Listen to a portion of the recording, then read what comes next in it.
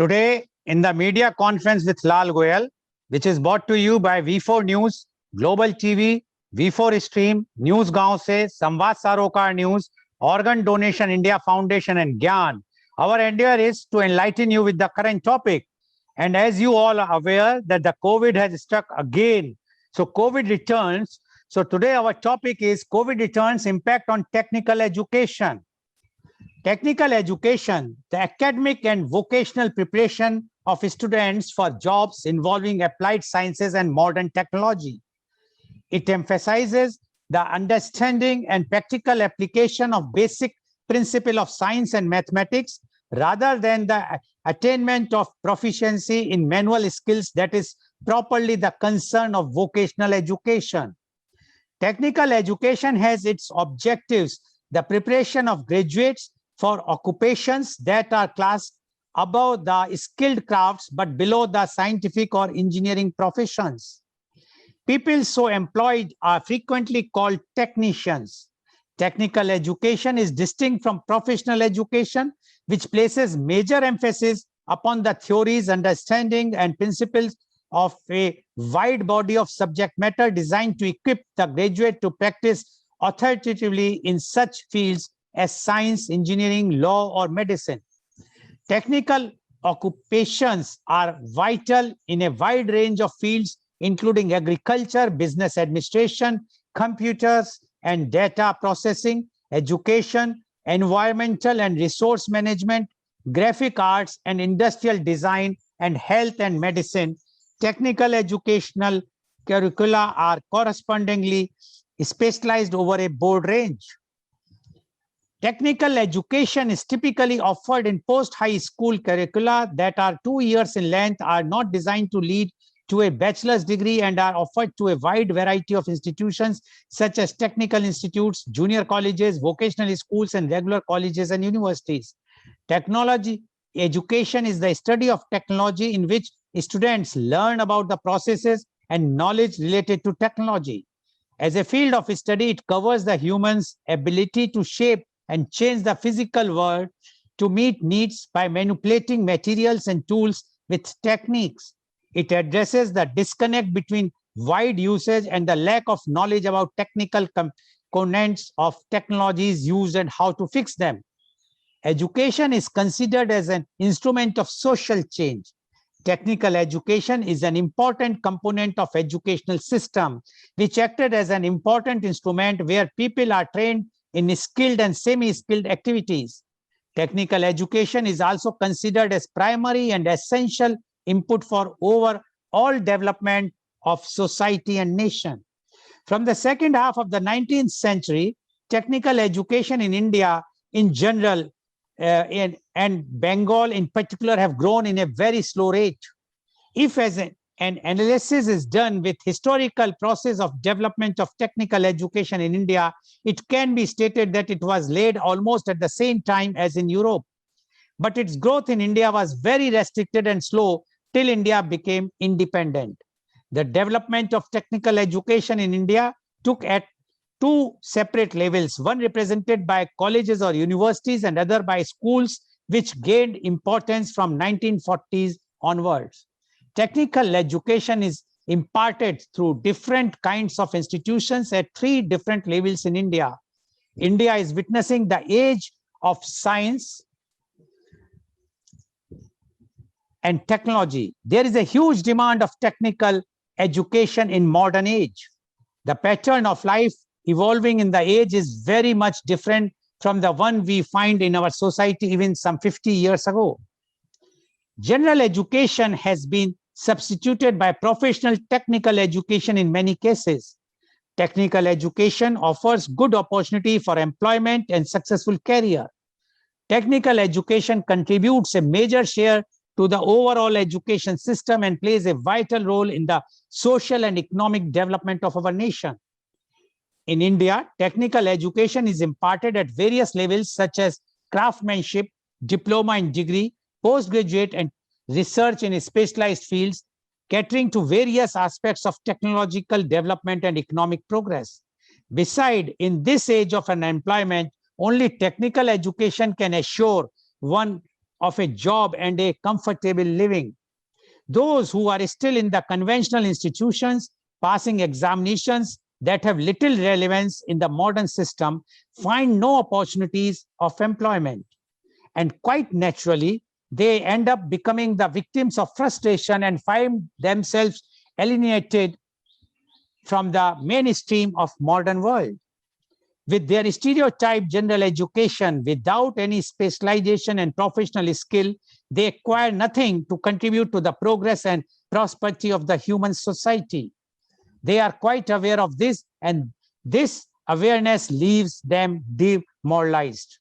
It was not just an end, it was the dream of modern India, and technical education was given the due importance with a view of realizing that dream. India is renowned for producing graduates of the highest caliber, but only a very few compared with its population receive high quality technical education. India has over the years significantly bolstered the quality and availability of technical education, doubling the employment rate of graduates who are now better suited to the needs of Indian industry.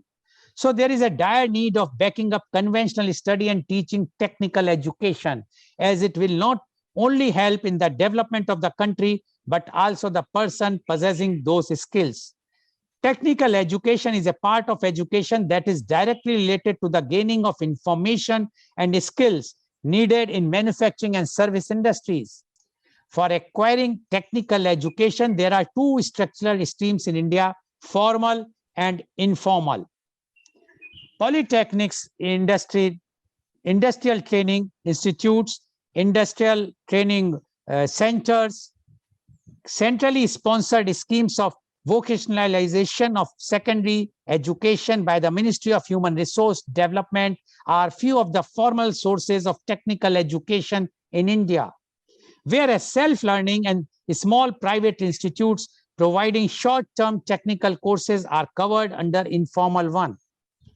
New industrial and labor trends in India have clearly specified the need of technical education. Technical education imparts knowledge of a specific trade, craft, or profession. Technical education, that is, education in some art or craft, is the crying need of the hour. We are living in the times when old concepts of education have undergone a change. We are not in need of liberal education, education that implies training in fine arts, humanities, cultural patterns, and behavior, and aims at developing a man's personality as it was in the pre-independence day. We need skilled workers. Manufactured goods worth crores of rupees are being imported every year. There is dearth of food. Our industries are yet in infancy. We need engineers to man them. We need mechanized farming to increase the output of corn. All this is only possible if we give a technical turn to our education and if skilled labor is made available. As the coronavirus pandemic forces many schools and educational institutions to shift from traditional in-person learning to remote online instructions, career and technical and workforce education programs must modify their classwork for the online environment. The programs traditionally specialized in the skilled trades, applied sciences, modern technologies, and career preparations. Technical courses often provide students with a hand-on curriculum that encompasses a wide range of activities intended to provide students with the skills demanded in the labor market. Advocates of technical courses and career-oriented learning activities such as internships and apprenticeship claims that they can motivate students to be more engaged and improve core academic skills. While research suggests that technical courses provide students interested in vocational careers the opportunity to develop skills such as teamwork, problem solving, and communications, as well as promote college readiness, courses declined as states mandated core academic courses for high school students. Unfortunately, students might not be receiving quality career technical education during school closures, which could potentially impact their college and career readiness upon graduation. So because of the COVID, the schools and colleges are closed. in almost the entire country. That's why the technical education is facing lots of problem for not getting the training on site, which is very much required for this types of education. Now, why we are talking about the COVID returns? Because yesterday on 22nd May 2021, India registered 2,43,777 new cases of coronavirus, which has taken the country's cumulative tally past 2 crore 65 lakhs 28,000 cases.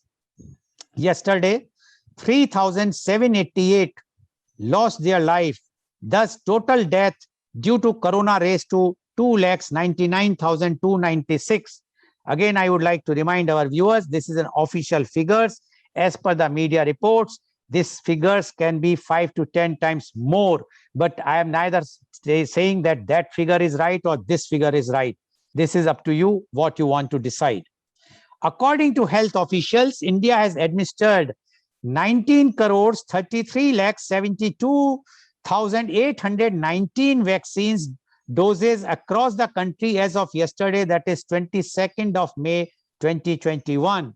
And it is very unfortunate now because we are administrating only 14 lakhs. Yesterday only 14 lakhs vaccines were administered with a population of 140 crores, where at least 100 crores to be immunized, and at least we require 200 crores doses. Till now, we have reached to 19 crores 33 lakhs. So a long way to go.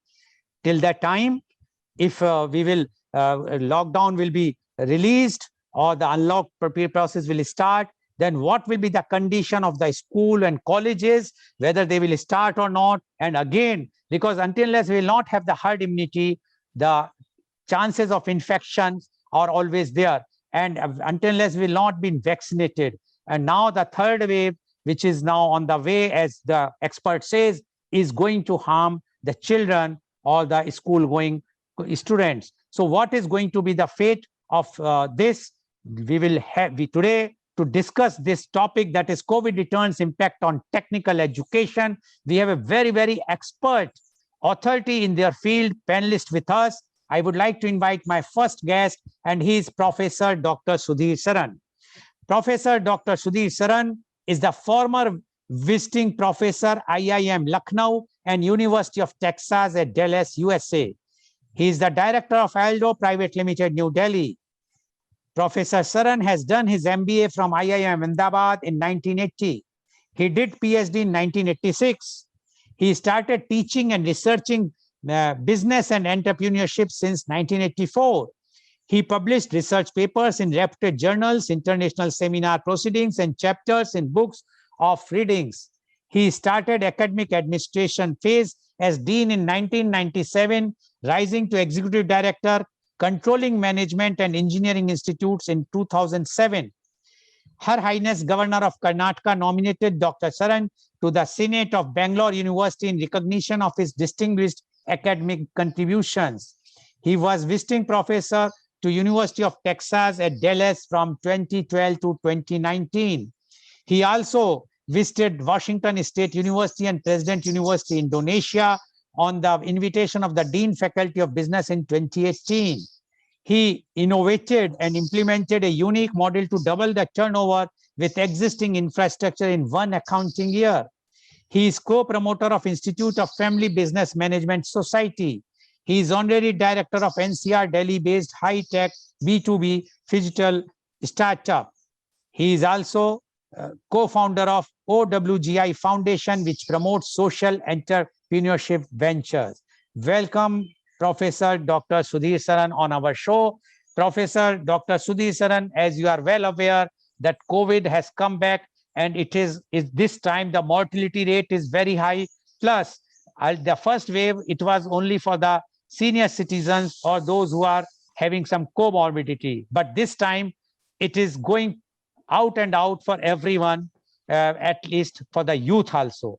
And that is a very, very alarming situation, because if the next phase, which is been predicted now, that the third phase is going expected after 5 or 6 months, This will be for the children or school or college going students. Then what will be the fate of the education overall? But today, as we are going to discuss, we would like to know your views on COVID returns impact on technical education. Professor Dr. Sudhir Saran, please. Thank you, Mr. Lal Goel. It is always a pleasure to be with you because we get to talk and discuss very significant issues which are going to affect not only the future of our own families, but of our entire country. And it will not be an exaggeration that the topic we are contemplating and exploring will impact the whole world's future in years and decades to come. So I'm very grateful to you for including me to discuss on this vital topic.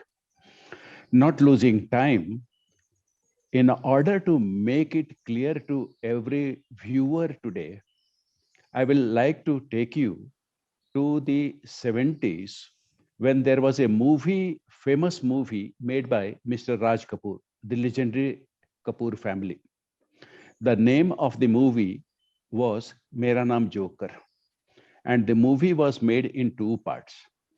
In that film, there is a scene that the adolescent goes with the school teacher on a picnic. And on the picnic, the teacher starts a song which became very famous. I am sure most of your viewers will be knowing this one. The song goes something like this. Teetar ke do aage teetar, teetar ke do piche teetar, aage teetar, piche teetar, bolo kitne teetar. Translating it to English, the puzzle goes something like this. There is a bird called Titar, and there are two before it, two behind it. Then it says the bird has one before it, one behind it. Now you tell me how many birds are there. In our discussion today, we will get clarity and answer to this puzzle when we look at the purpose of technical education, because that is the bird which is being impacted by corona as a bird behind it, and a bird before it is to be explored. Corona as a bird behind technical education, and then we need to identify the bird ahead of it. If we solve this riddle, we will be able to answer the question which you have posed to us. What will be the impact of corona second wave and expected third wave on technical education? And from there, how will we as individuals and society and world in general be impacted? So I have framed this problem in this way for clarity. Technical education is a continuum. Behind it comes a school education. You have very well identified that part in your introduction. So it is not an exaggeration that if a school education is impacted by corona, then technical education cannot escape being impacted. If a school education is impacted favorably by corona, then technical education will be impacted favorably. And if it is impacted adversely, then technical education will be impacted. So two birds are connected. Then the technical education is never an end in itself, not in developing countries at least. Technical education is always a means either for industrial growth or for raising the standard of consumption. Both of them ultimately connect in the standard of living. So the bird ahead is, if our life today, our consumption pattern is impacted by coronavirus, then again, technical education is going to be impacted. So it is like between a rock and a hard place, which technical education finds itself today. Technical education on one end is impacted by the school education system and other education. The other end consumption of the society is being impacted by corona. So that end is impacting technical education. And this is the system's view of thinking. I have taken the 360-degree view so that our viewers completely understand the issue which you have brought up for us to analyze and understand. Having said this, let me mention this point, which is very important. Corona, like anything God has given to man, is never a unmitigated blessing or unavoidable curse. Let me re-emphasize. Corona is not a unmitigated disaster nor a unwanted blessing. It is, like everything else, a blessing in disguise in some aspect and a curse to pray against visiting us. But it has visited the country, and worst of all, as you mentioned, we have got our own India version of corona, which technicians are calling B.1.1.167. The reason I'm mentioning this one is you very well underscored the fact that in last wave, the seniors were impacted, which means the teachers, the principals, and other people connected with providing technical education were the victim. In the second wave, the younger people, that is, the lecturers and the senior staff, are being the casualty. And then you mentioned the third wave is around the corner, which will impact the younger population, the teenage student in technical institutions. They will be impacted. So this is the disaster side. We have now to mull over what safeguards do we have against corona impacting technical education beyond point of rebuilding. Earthquake comes, buildings are destroyed, roads are destroyed, electricity supply is interrupted, water supply is disrupted, and then, you know, pandemic or sorry, epidemic definitely visits. Serious diseases going through the earthquake impacted area happens, and then Red Cross rushes, other countries rush in, and rebuilding happens. So now I, visualize that we will be looking at the impact of corona on technical education, first wave, second wave, third wave relatively. And also my suggestion is we should think of what rebuilding efforts will be needed, because after all, whatever is lost, we cannot prevent after the fact. As management person, what I'm worried is how shall we as a society cope with the adverse impact which corona is going to put on technical education. And I will mention one story which will tell us what is the value of our discussion today. There was a very famous late politician by the name Mr. Manoham Shyam Joshi. He became Lok Sabha speaker as well. When he passed his college education, he wanted to have a livelihood. No job was coming his way. So in his home village, he started a tuition service. Only 4 students joined his tuition. And then he persevered, and he built the first polytechnic in his village. That was the beginning of grassroots level technical education in our country. Then, when he started the technical polytechnic education, he also obviously created a trained manpower which industry wanted. Result was the villagers were so grateful to Mr. Joshi that they started, having a soft corner for him in their heart. When he expanded this over the area, then what happened is Manohar Sham Joshi became kind of savior for an entire area. And today it is history. He was one politician nobody could ever defeat, because the villagers were so grateful for the technical education. What I'm saying is, if the corona continues the way it is, it will make it impossible to follow Manohar Sham Joshi model. Another Manohar Sham Joshi cannot come up that way. So this is the dire consequence we are seeing and facing. I'm sure my other panel members will highlight other topics. So I will stop here and listen to them with respect. Thank you.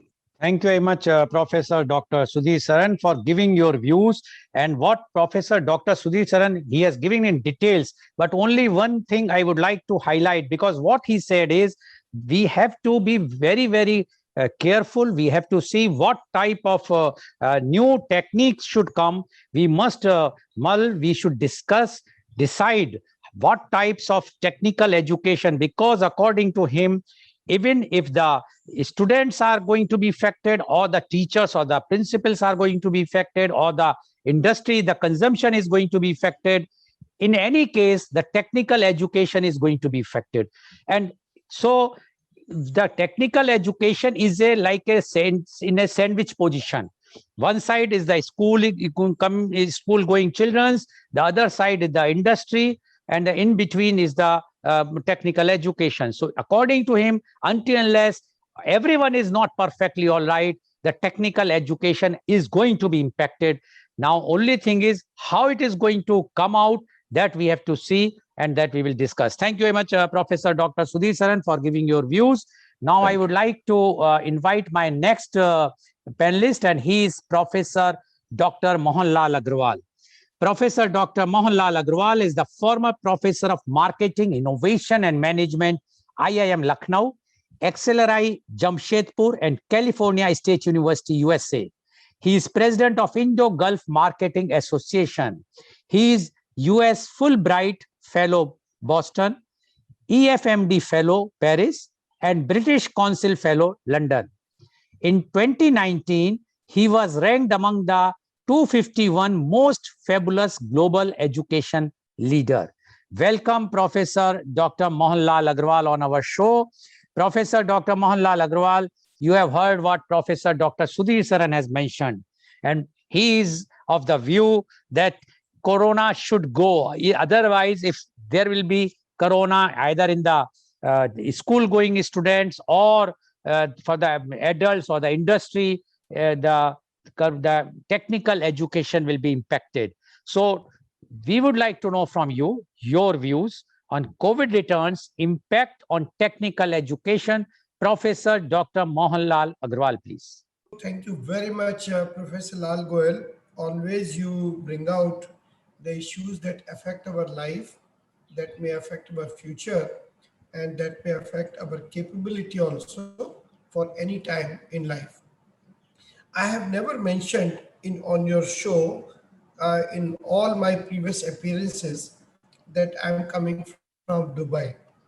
I think today is the time that I should mention that I'm coming from Dubai, because it is directly related to the topic we are discussing, TVET, Technical and Vocational Education Training Institutes.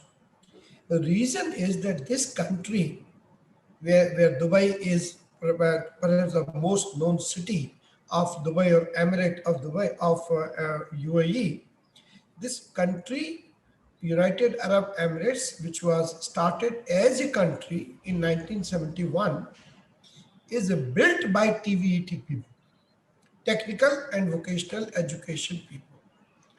The country needed not professors like me or any other professor. What they needed was technicians. What they needed was construction workers, skilled construction workers. What they needed was skilled typists. What they needed was skilled people in every trade that the country could use. This was the foundation of the economy of this particular country, and which I'm very proud to say India had provided that. And not only just India, but probably at that particular time, the most literate state in the country, Kerala. Kerala provided the kind of population that this country needed. And if you ask any people here in UAE, they are grateful to Kerala, they are grateful to Malayali people, they are grateful to people, hardworking, educated people, trained because of that reason. And later on, this became not only the story of UAE, but it became the story of the entire GCC. Gulf Cooperation Council countries, the six sisters which are there in this, whether it is Oman, whether it is Saudi Arabia, all these three industries are grateful to India because of the trained manpower it provided. I'm using the word trained, not educated manpower. It is a very, very clear message, which I think corresponds, not only corresponds, but it also resonates with what you so beautifully described as the evolution of education, differentiation between one type of education to another, differentiation between one type of providers to another to another. So I see TVET not only just as a builder of the economy of many other countries, but also as the earner of very important foreign exchange, which came to India from Gulf country GCC. So IIMs, IITs did not bring that money. TVET people brought that money to India in the first place. These are trained technicians and plumbers and all other stuff people that we need. The third phase of this TVET's importance came when IT came into picture, where instead of vocational education, technical education became the mainstay of that. So the revolution which Narayan Murthy and others and TCS and all those people they started because of this technical education, where India became the supplier of all these ITES, information technology, services, and related services. All those particular things they started. The outsourcing that we see, the kind of KPOs, knowledge processing services, which started later not as vocational education, not as technical education, but they started more as education. So while we have evolved from that particular time, but I still want to with all humility, like to say that your topic actually is the mainstay of the economy of India, not only for India, but for the outside world. So if we look into this particular problem from our problem or point of view, that will be a narrow way of looking at it. The more perhaps comprehensive way is that how the entire world is going to be affected because of either the shortage or unprepared or unskilled skilled labor which India is going to provide to them. Now, this unskilled or underskilled or underprepared people is because of the problems, and chief among them at this particular moment is this corona. Now, I totally agree with my learned friend, Dr. Sudhir Sharan, when he gave phenomenal examples of how this corona is affected and affecting the entire thing, and how he says that, it has to go. I agree, but at the same time, I also would like to humbly say that this is not our problem, our weakness. It has come as an environmental problem for, in other words, that the only thing that is open to us is to respond to it rather than to wish it away. We cannot wish it away. Like in the case of any organization, there are weaknesses internally and there are threats externally. It is a threat externally which is not in the control of the people. The only control that they have is how to respond, like what you were saying in terms of vaccine distribution or vaccine administration or vaccine distribution. That is like what we call under our system SWOT. So strengths and weaknesses are controllable by us, but the opportunities and threats are only respondable. They are not controllable. So therefore, corona is something which we can only respond rather than control from that point of view. It is not our weakness or our doing. Now, given this situation, how this entire ecosystem of TVETs is getting affected, let's look at that. The first stakeholder of all this particular situation is the Ministry of Labor, Ministry of Labor in India. Why? Because it is the body which takes care of this through these national qualification standards for vocational education, which it does through institutions. Number one, of its own, which they call it Directorate General of Training, DGT, and the second, they do it through public-private partnership, and that is National Skill Development Agency. Now, these two institutions, one of its own and second in collaboration with private parties or PPP model, they are providing the standards. My worry is what will happen of those standards, how those particular standards will be taken care of in order to be qualified, in order to be seen, in order to be perceived that we are really the credible people, credible institution, credible society which is providing competent people, and our certification means something to them. That particular certification will be an issue. So that is number one stakeholder in this particular problem. The second stakeholder is the institutions which are providing this education, whether it is the vocational education school or college, or like what he mentioned, at the private level, like private tutors or tutor agencies or tutor institutions, or whether it is this industrial training institutes, ITIs. All those particular institutions are having both a blame as well as, I would say, an impact of this situation where they are not being, I would say, administered in the most effective manner. And I'll give you some examples of these things in few minutes with the report or quoting the report of ILO, International Labour Organization, that how did they do or what kind of data is emerging, and where is India in that data points as far as technical education and COVID is concerned. The third is the infrastructure and finances itself. Infrastructure and finance both are in very, very bad shape, because traditionally these institutions have never been fully equipped, never been fully funded, never been in access of this, because they were, sorry to say this, they were not sexy institutions. They were solid institutions, but they were not as sexy as medical or probably MBA or any other thing. So they never received the kind of tuition, money, scholarships, or funding that others received the way that we provided them. And reason was also this, that the output of those institutions also did not get millions of dollars or millions of rupees as salary, or yes, they were solid, as I said, but they were not fetching the kind of money. Unfortunately, in India, the casteism also applies to the jobs.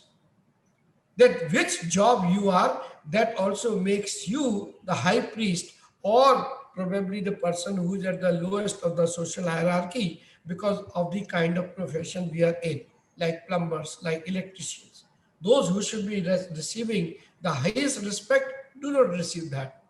But others who are a little bit more educated but technically incompetent, they become the high priest of our society. So from that point of view also, there is a problem there. How do we get money for them? Now, given all those particular situations, certifications, delivery point, as well as the entire system of ranking them, there is an issue, and that issue is how do we respond to them? Let's look at the report which came out about 4 months ago in ILO, in which they mentioned what is the impact of COVID over the TVET institutions of technical and vocational education institutions. And they are saying that 90% of these particular institutions have closed or partially closed. 90% of the institutions, which means there will be a very clear shortage of skilled labor throughout the world. And the major providers like India, Pakistan, Bangladesh, who were big time in this GCC countries, now they will receive a huge problem. Already we are seeing that we are being replaced by people from North Africa in this part of the world, or Philippines, or Indonesia, or Vietnam, or Sri Lanka, or many other places. But fact of the matter here is that we really are the bulk of the providers, bulk of the suppliers. And it will become a mystery to the world, the same way the mystery is today, that how come that the pharmaceutical factory of the world cannot produce enough, vaccines in its own country, and not taking care of its own brothers and sisters, as we are saying at this particular moment. So what do we do? Number two, we need to go into alternative, methods. Alternative method is that we must now produce institutions which are virtual institutions, not physical institutions, but virtual institutions, not a lab of for the I would say the way that we see it in terms of carpentry or electrician or in.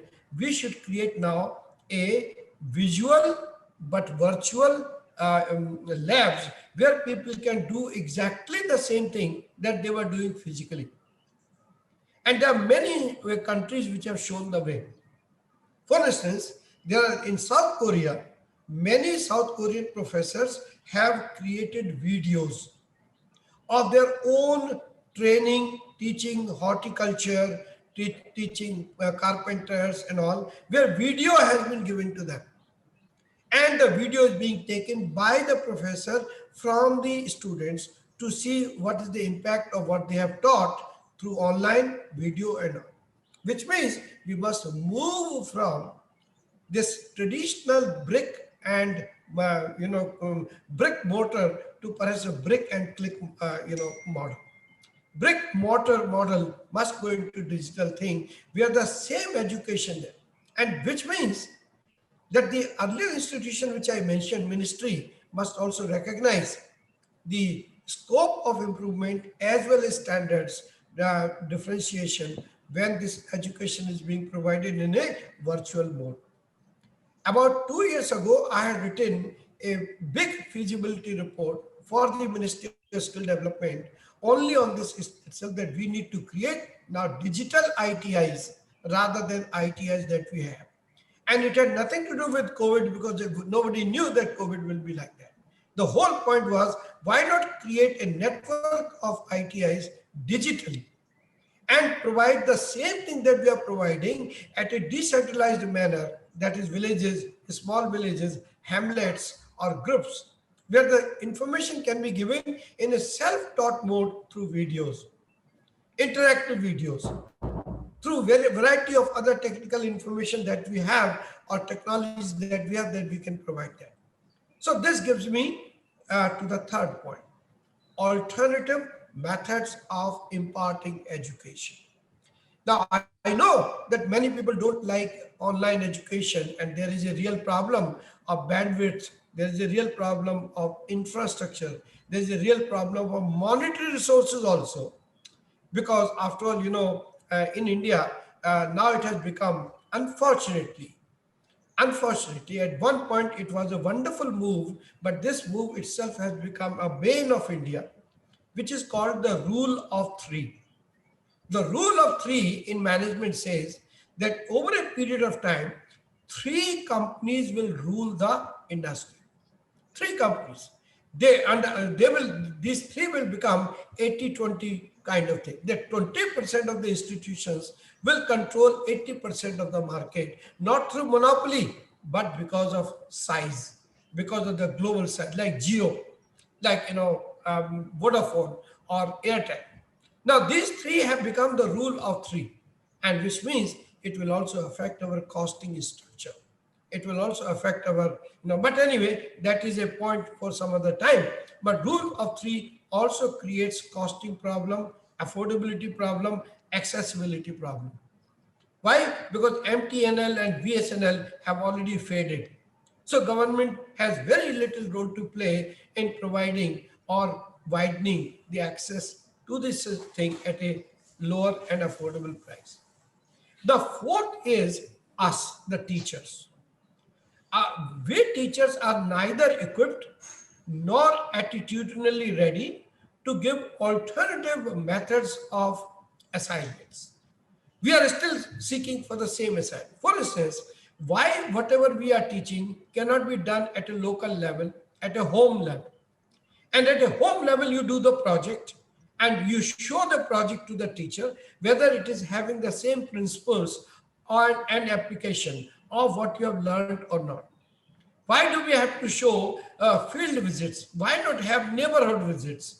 Why not have our society visits, the societies in which we are living, and do the same projects and assignments with the same kind of efficiency and joy, where not only society as well as the neighborhood benefits, but you also get to test what you have learned in the class. Why are we still having the same projects that impact of COVID on, let us say, electric industry? Why can't we say that impact of COVID on the local traders in this particular area of Delhi or Bangalore or Ghaziabad or any other place? Principles are the same, but the scope of those particular assignments gets miniaturized. Rather than macro, it becomes micro. And that micro assignments will also help the students, help the receiving society, as well as meet the goals of that. The final thing is about the money or monetary thing that I mentioned through the ILO report. I think we really, really need crowdfunding. We need crowdfunding in order to create funding and financing opportunities for these institutions on a, and I'm very, very responsible in what I'm saying, on a modest profit basis. In other words, we don't have to go by the old thing that it has to be non-profitable, it has to be funded, it has to be financed, it has to be deficit financed. No, make it a self-sustaining model like we have crowdfunding in any other place. Let there be a profit. Why not? If a Baiju can do work, if Baiju can be the wonderful company from India, why can't there be another company which can have similar thing in terms of TVETs? Why it has to be only seen as the poor cousin of education to be funded by the our own Uncle Sam, that is the government. So I believe that there is a very, very huge opportunity for the entrepreneurs of India to come into TVETs as a profitable business venture industry, so that we can take care of these problems which we have been taking. Because losing the position of the supplier of the world, other than China, of course, China is also big, it's a supplier, but other than China, if we can show to the world that we have transformed ourselves, then I think that will be the best, perhaps shining cloud out of the misery that we all are facing in the COVID. So to conclude, Mr. Goel, two things I would like to say. Number one, please see it also as an opportunity area, not as something which is concerning. Concerning it is. It is concerning every aspect of our life. But we can also bring in some more model. I mean, Mr. Lal himself is a good example that how he built a channel, how he built a particular medium of educating the country through a digital mode in a very, very difficult period. I think, an individual with the vision can do more things than individual with a purse.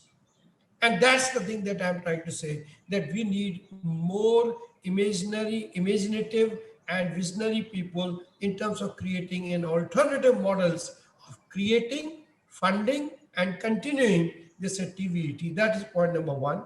And point number two that I would like to say is that society and government both must accept that this is as good a method of imparting education as it has been given in the past in the traditional manner, where the schools and colleges were the place you will go there. I would say let schools and colleges go to the homes rather than homes. People should come from their homes to. And an excellent example of that, and that is the last point I'll make. Excellent example of that is UAE.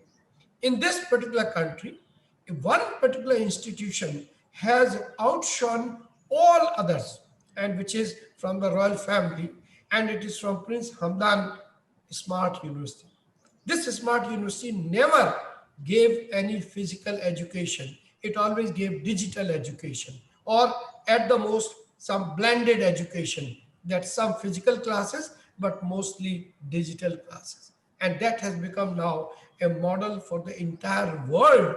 People coming from Italy, people coming from UK, people coming from USA, they are learning from this particular university, that how you are bringing in the best technique. So my feeling is, let's reboot ourselves, let's rethink and bring a new model of TVETs as a part of this particular solution to this problem. Thank you once again for this opportunity, sir. Thank you. Thank you very much, Professor Dr. Mohan Agrawal, for giving the details about the impact on technical education. And one point which I would like to highlight is of Professor Dr. Mohan Agrawal is, he says, leave this brick and mortar model, come for the virtual model.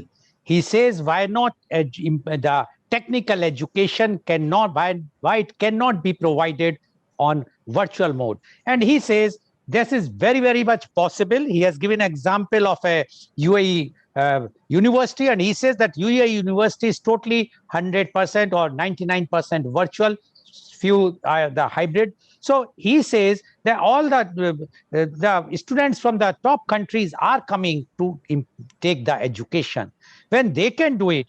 And he very interestingly, he said that the UAE was done because of the technical education in India. But unfortunately now, as per Dr. Mohan Lal Agrawal, the ILO report says that 90% of our education, technical education institutions are closed. And they are, and I will also give the report some other data which shows that how much skilled we are. So when this is the condition, the government, public, the civil society, the educators, they all have to come, and they must come forward to see to it how the technical education, which is a very, very important aspect, as Professor Dr. Saran has also mentioned, and Professor Dr. Agrawal has mentioned very clearly, this is the backbone of any country. Because without the technical education, you cannot build a country, you cannot build anything. And for that reason, he emphasized that we must reboot ourselves, we must rethink, and we must come out with new ideas. When he has given an example of one of the education platform, I will not name it, which is very, very successful platform. When they can do it, why not the others follow that? So according to Professor Dr. Mohan Agrawal, we have to think very fast. We have to change, whether it was a pre-COVID time or this time, we have to change, and we have to think, and we have to take the model of about the virtual model. Although he also mentioned that there are problems in India, the infrastructure is problem, monetary problem, all those problems are there, but that has to be taken care. And he has also given a very, very interesting point, is the crowdfunding. Yes, we all know that today many of the oxygen generators which are coming to India is through the crowdfunding, where it is very much required. So the crowdfunding is there, but for that, the government has to change lots of laws. They must give flexibility, as Dr. Mohan Lal Agrawal has very rightly said. Why only the NGOs model? It should be some profitable model, then only the crowdfunding or other fundings or the venture capital can come. So very nice idea. I must say that these types of ideas which are emerging from the media conference with Lal Goel is going to taking a very, very interesting point I would like to share for a moment, although it's not the right time, but I would not like to hide. I would like to inform all our viewers that in one of our media conference of the soft power, one of the panelists suggested that the why not India create an international broadcasting company on the lines of BBC, Voice of America, etc., so that the art and culture of our country can also be shown to other countries. Other countries, the people are and only seeing the snake charmers or the beggars or those who are dying, but they are not being aware about our traditional, our culture, so much heritage what we have. And I would like to tell you with a very in a happy mood today, because it is a very happy news that the government of India has accepted that suggestion, because that suggestion was first discussed on media conference with Lal Goel. It was forwarded to the government of the day. After it was screened by a screening committee, it has gone up to the topmost level and the clearance have come. And very shortly, the international broadcasting company is going to function. So that's why, like now, this suggestion, which is a very positive suggestion, I am sure the government of the day, which is taking the suggestions, positive suggestion, and implementing it very fast, if they will do such type of take those suggestions and implement, the day is not far that we will have a drastic change even in the field of technical education. Thank you very much, Professor Dr. Mohanlal Agrawal, for giving your views. Now, I would like to invite my next guest, and he is Professor Dr. Janeshwar Pai Marur. Professor Dr. Pai is MBA, MPhil, PhD. He is a professor at Justice K.S. Hegde Institute of Management, NITTE. He has qualified KSAT management examinations conducted by University of Mysore in 2013. He has over 18 years of industry, teaching and research experience. He has worked as lecturer at SDM College of Business Management and Postgraduate Center for Management Studies and Research, Mangaluru from 2003 to 2006. He has worked with JP Morgan Chase Bank in India and New York, Delaware, USA corporate office from 2006 to 2012. His teaching and research areas including behavioral and corporate finance, enterprise risk management, and corporate taxation, and has a strong exposure in practical knowledge of the various statistical packages such as SPSS, MAT Lab, etc. He has published research papers in national and international journals and also presented research papers in various national and international conferences, seminars, and workshops. He is a life member of Indian Institute of Banking and Finance, IIBF, Mumbai, Management Training Consortium, Global MTC Global Bangalore, International Association of Academicians and Researchers, INAAR Pune, Indian Academicians and Researchers Association, IARA Assam, and Federation of Indian Professional Trainers, FIPT, New Delhi. Welcome, Professor Dr. Janeshwar Pai Marur on our show. Professor Dr. Pai, you have heard. Professor Dr. Sudhir Saran, you have heard. Professor Dr. Mohanlal Agrawal. And they have given the views. They are worried about the impact or the COVID returns impact on technical education. But Professor Dr. Mohanlal Agrawal is very optimistic, and he says if we will change from brick mortar to the virtual digital model, definitely we can impart the technical education to the students. Although there are lots of reservations, but until unless we will not start something, we will not achieve anything. So now we would like to know from you your views on COVID returns, impact on technical education. Professor Dr. Janeshwar Pai Marur, please. Respected Lal Goel sir, senior academicians, Professor Dr. Sudhir Sharan, and Dr. Mohanlal Agrawal. Let me put across my views on this topic, the COVID returns impact on technical education. What is the roadmap for technical and engineering education? How do we create and strengthen our technical education institutions to better equip ourselves, perhaps even greater challenges such as climate changes, cybersecurity, and urban mobility? I would say the COVID returns is a second wake up call, highlighting the urgency to look at everything in a new way. I'm sure in future, there will be no more wake up calls. It will be all about hitting you hard without any prior notice. The contagion and virulence of COVID-19 has impacted the world and all aspects of education, which resulted in drastic sanitizing and social distancing. Technical education is a very challenging domain, let me tell you, that requires adequate integration of classroom tutoring with synchronized lab instructions. I'm sure the today's panel would agree with me when I say COVID-19 pandemic has put the technical education in a quandary through daunting challenges. I'm primarily referring to, let me be very clear what I'm referring to. I'm primarily referring to the professional technical engineering education in India. The technical education has rarely seemed more uncertain than it does today. As COVID returns in its new avatar, and many more avatars are still awaited, as Professor Sudhir Saran rightly said, with new mutants. No one can project with any assurance what's going to be my new enrollments of students, what's going to be my student retention ratio. And let me tell you, no one can tell with any confidence when our lush green campuses will physically open up. Meanwhile, if you look into the other side, the institutions' costs have started shooting up. The transition to move from offline mode to online mode, such as Zoom or Microsoft Teams itself, is very, very expensive.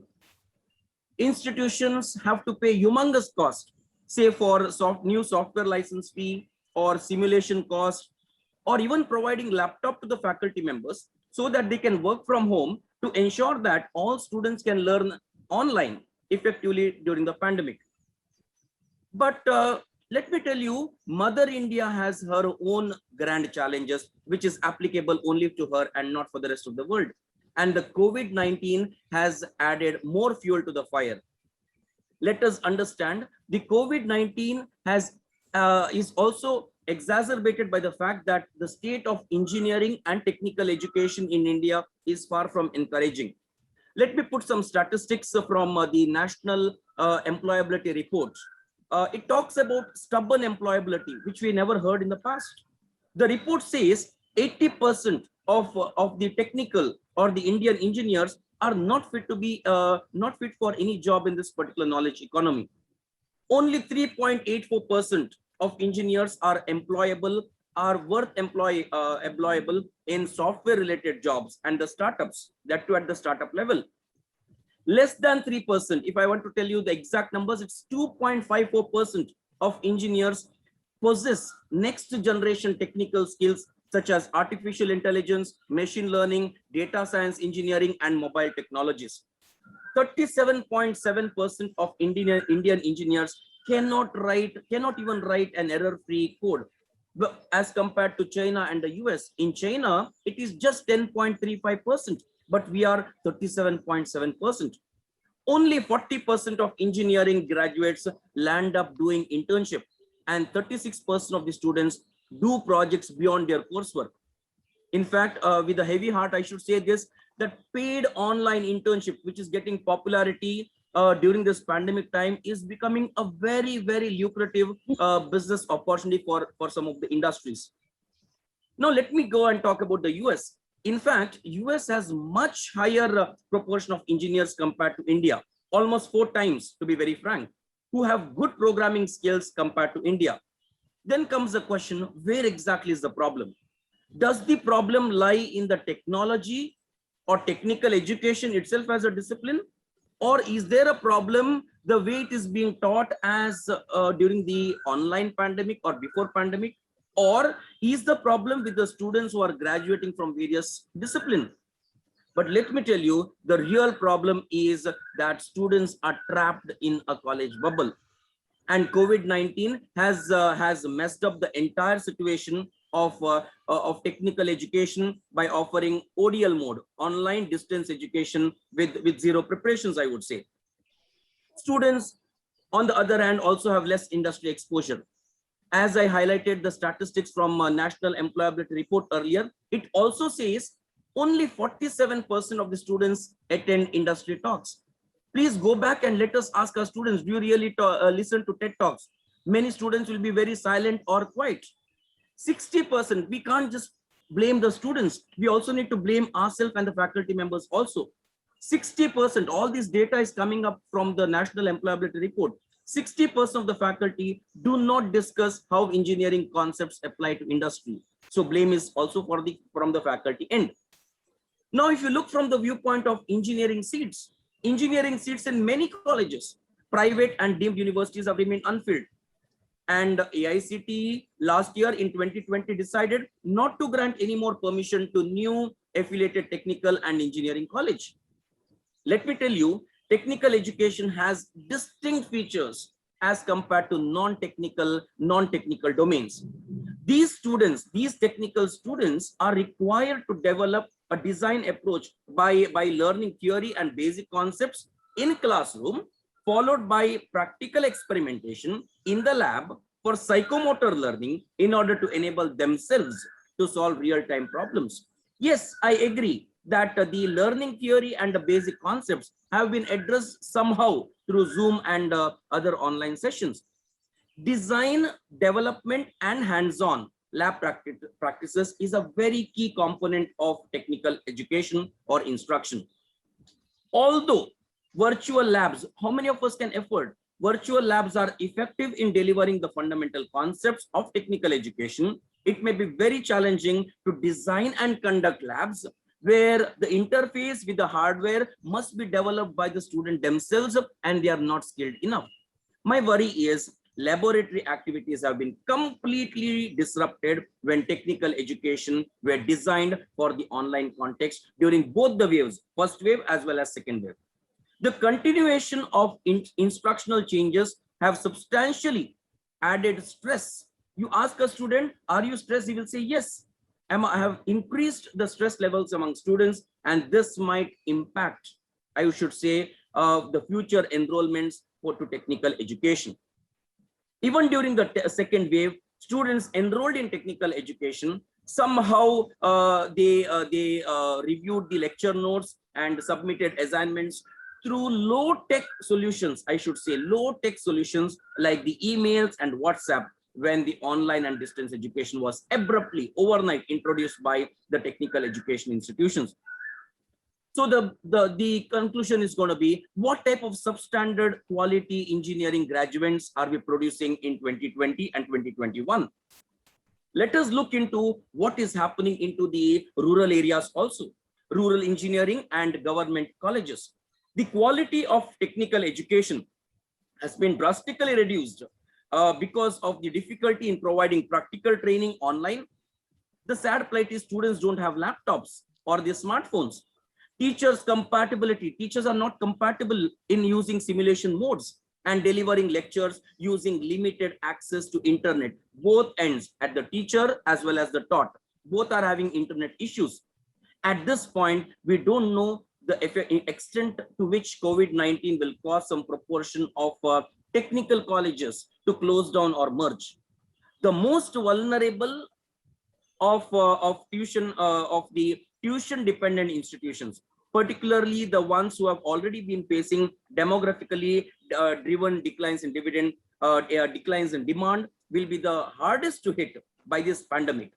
As it returns, for the vast majority of colleges and technical university that will survive COVID-19, I'm not saying they will all get vanished. They might survive. The most likely they might see declines in revenue and the increase in the costs. So on the positive note, let us not just think that COVID is going to cause disaster. On a positive note, let me tell you that COVID is offering genuine opportunities for technical education to emerge stronger while retaining the attributes that inspire other societies to envy and emulate. Most of the universities offering technical and professional educations have started redesigning their structures for enabling multi-entry, multi-exit options as per the NEP guidelines. This will make our courses flexible and students can choose between certificate, diploma, or a degree.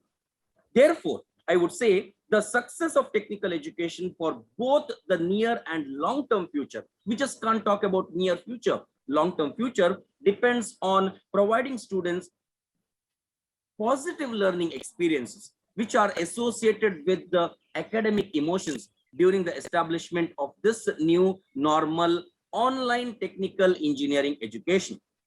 To conclude, I would say, let us not be disheartened.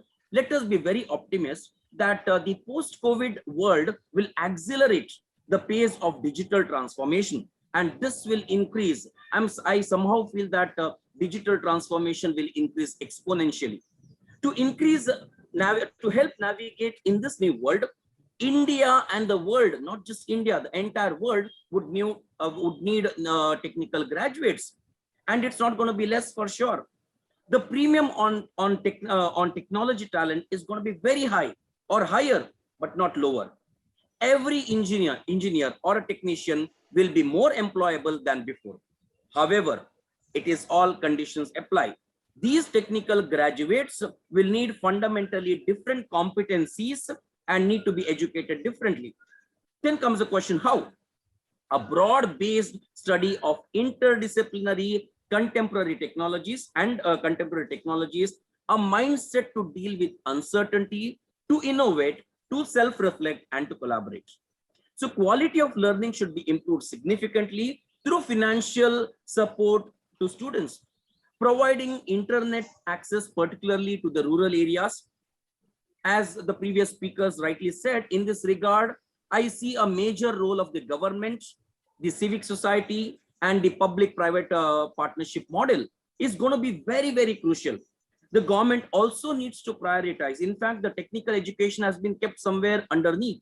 The government needs to prioritize technical education and undertake long-term policy interventions, say for next 5 to 10 years, to ameliorate the low rate of engineering admissions and employability. We also know that India has to almost triple its education capacity in next 10 to 15 years to go for gross enrollment ratio, which is currently 25%. We need to make it 50%. And technical education is in the last 30 years have fueled India's success in the IT industry. High-tech solutions such as simulation and virtual laboratory must and should be done immediately. We cannot wait to hold on anymore. In addition to instructor-based training, changing mindset towards blended learning will be very important as a future course of action. Let me tell you to all the panelists that the time has now come. As the COVID returns, we academicians need to write a new playbook for engineering and technical education. And in this new playbook, students will be problem solvers and innovators with interdisciplinary approach. We need to devise strategies to adapt with the extraordinary uncertain environment, not just to address immediate crisis, but for a long-term future. Thank you so much, sir, for the opportunity. Thank you very much, Professor Dr. Pai, for giving your views. And you have very clearly mentioned, and you are very optimistic, and you are saying that the future is great. I would not like to summarize because of the paucity of time. I would like to go directly for the question. My first question goes to Dr. Sudhir Saran. Dr. Sudhir Saran, one side, we are talking very high about our engineers, our technicians. I will just give a report. The Indian Institute of Technology, Bombay, IIT Bombay, has emerged as India's best institution in 2021 QS World University ranking for the 4th year in a row. However, this time it has slipped to 172nd rank from 152nd rank in 2020. Following IIT Bombay's IIT Delhi that has bagged the 193rd position. Why? We are 172nd. We proudly say IITs are the best. The engineers are best. I'm not talking of ITI because there is no world ranking of ITI. And you, as already Professor Dr. Agarwal has mentioned the ILO's report. So when this is the condition, and now 2021, everybody knows how the examinations were conducted or not conducted. And the same thing is going to happen in this 21-22 session. Why not declare it as a 0 year? Why we are just giving the wrong impression to the world that we are producing quality engineers without examination, without giving the proper education? Why not declare the 0 year? let the pandemic should be subside, or we will have the herd immunity, then give a proper training and then come out. Otherwise, this ranking will go below 500. What you say about this, Professor Dr. Sudhir Saran? To me, the question is so clear as if it is the difference between day and night. The problem that you have painted before me to respond to is the government is a organization like a big white elephant. It is bureaucracy in technical terms. The IITs and technical education, if they have to improve their ranking from the present level, they need to be innovative from beginning to end. From A to Z, they have to be innovative. And therefore, if at all government is not having the courage, the desire to provide the autonomy to IITs and IIMs and other technical institutions, it will not happen. I have no ambiguity about it at all. So therefore, the problem is precisely a structural in Indian education system. And sorry, whenever Yes, yes. innovation is mentioned, I get encouragement from here. So let us be very clear that if we want to overcome the disastrous impact of things like corona on technical education, the minimum that we can do, as my colleagues have mentioned, Professor Mohanlal said, government had to change a lot of things about crowdfunding. And Dr. Pai said we have to change about instructors' mindset and a student's mindset. When these three things come, I think your dream, my dream, that our capital will be giving us better returns than they are at present. Thank you. Thank you, Professor Dr. Sudhir Saran. Now my question goes to Professor Dr. Mohanlal Agarwal. You have given the report of ILO. I will also give one report.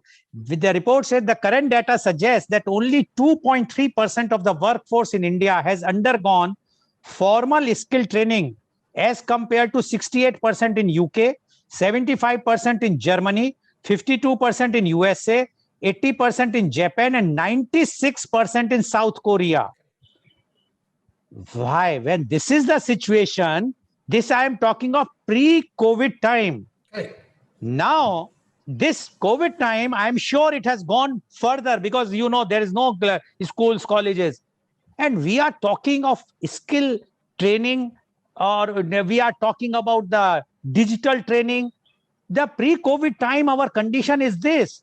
And you rightly said that government has tried, but that is a disaster. What you say about this? What is the solution, Professor Dr. Mohanlal Agarwal? I totally agree with you, and excellent question and excellent viewpoint you have brought in order to create a new dimension into our discussion. The solution is also fortunately very simple. We need to have what is known as professional licenses as a requirement for anything that we want to start in technical or trade business. For instance, to give you one example, and again I'm giving the example of UAE, here each and every person, whether he's a barber or whether it is a masseur or whether he is an electrician, they have to have a technical qualification certificate, and it has to be further validated by a test which the government takes in order to start a business or in order to work in a business itself. In India, there is no entry barrier for anyone to come into plumbing, to come they are learning while working. They are not learning before that. So as we have in India, the professional requirement for lawyer, certification requirement, bar council, we also have this medical council of India and many others. I think requirement of a certificate is number one priority for anyone to either hire or not hire. You may know a lot, never mind, but you must go through that. Okay, thank you, Professor Dr. Mohan Lal Goel. Although I will add one thing, you mentioned about the medical.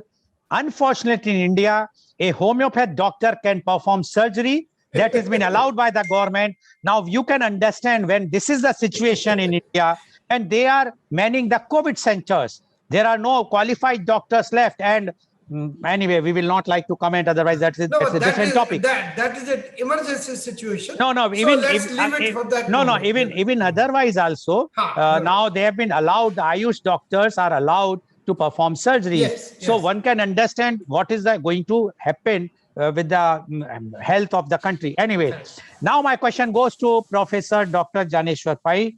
Dr. Pai, I would like to give some data. With rupees 12,000 crores funding from the government, Prime Minister Honorable Mr. Modi's favorite skill development program has turned into a disaster. Pradhan Mantri Kaushal Vikas Yojana, PMKVY, trained 41.3 lakhs persons in first 3 years. Only 6.15 lakh of them have got jobs.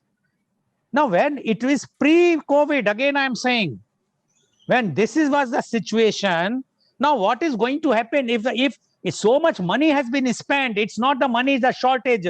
Like Professor Dr. Mohan Lal Agarwal says, crowdfunding, 12,000 crores, training for 41.3 lakhs people, and only 6.15 were they got the job. I don't know how much, because there was a report. They says that 20% who are getting the job, out of them only 3 or 4% are going to sustain after 1 year. Otherwise, they all been thrown out. Now, when this is a situation, my question to you is, do you think we have lacking of knowledge and dedication in teaching faculty? Because you represent presently a teaching faculty. Why? Because after all, a student who is coming to an institution, whether ITI or anywhere, the technical institution, why he's not been trained? Why he's not been trained for becoming employable? Why there is an employability question?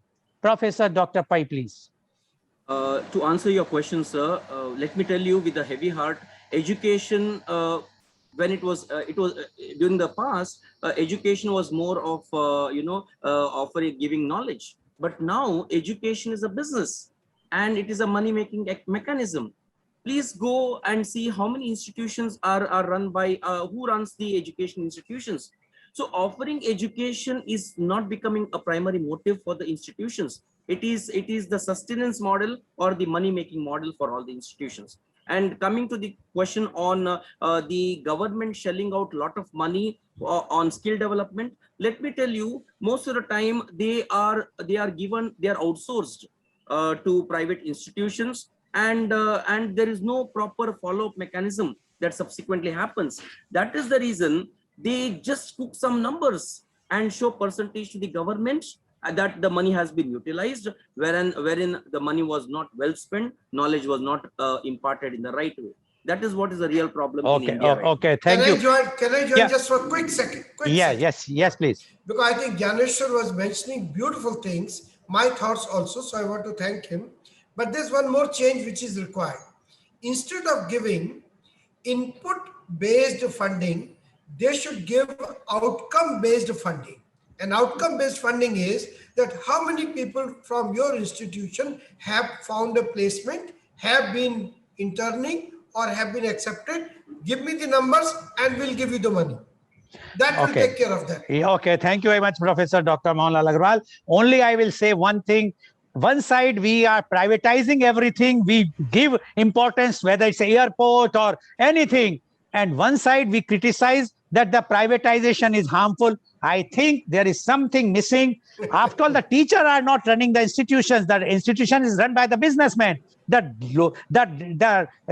duty of the teaching or the educator is to educate. They are getting their fees, their salaries. They are getting the very, very fat pay salary. Why they are not educating? Anyway, that is a long discussion. Next time we will have this discussion again, where the fault lies. Thank you very much. Thank you. Because today's program, which has been live telecasted by V4 News, Global TV, V4 Stream, News Gaon se Samvad Sarokar News, as well as shown live on Facebook and YouTube. And I will tell you, the viewers, today's program has given insight that the educators are ready to give good ideas. Only thing is the idea should reach to the government and government should implement those. Then only the future of the technical education will be there. Otherwise, definitely the COVID returns has impacted very badly on technical education. Thank you very much. Thank And you. as Very as nice. as you know that we have started our evening program where we are bringing one personality and we try to understand about the past, the present, and the future of that personality. That program is for half an hour duration in the evening at 4:30 p.m. every day. And the title of the program, it is in Hindi now, Kal Aaj aur Kal Lal Goel ke Sang. And today our chief guest is Mr. Surendra Khanna, former member, Indian Premier League, IPL, governing council. He is also the former Indian cricketer. He was a known wicket keeper and he won the man of the series in Asian Cup in UAE in 70s. And he is going to join and he will give the details about his early life, the present time, and what is his message to the youth. Thank you very much. Thank you, Professor Dr. Sudhir Saran. Thank you. Thank you very much. Thank you very much, Professor Thank Dr. you. Mohan Lal Agarwal. And Thank you. thank you very much, Professor Dr. Janeshwar Bhai Marur, for joining us. And thank you all the viewers for watching our show. I am sure today's program has enlightened you about the problems faced by the technical institutions as well as the technical education, which is the problem is facing by the students. What is going to happen? The decision is with the civil society as well as the government. Thank you very much. Thank you all.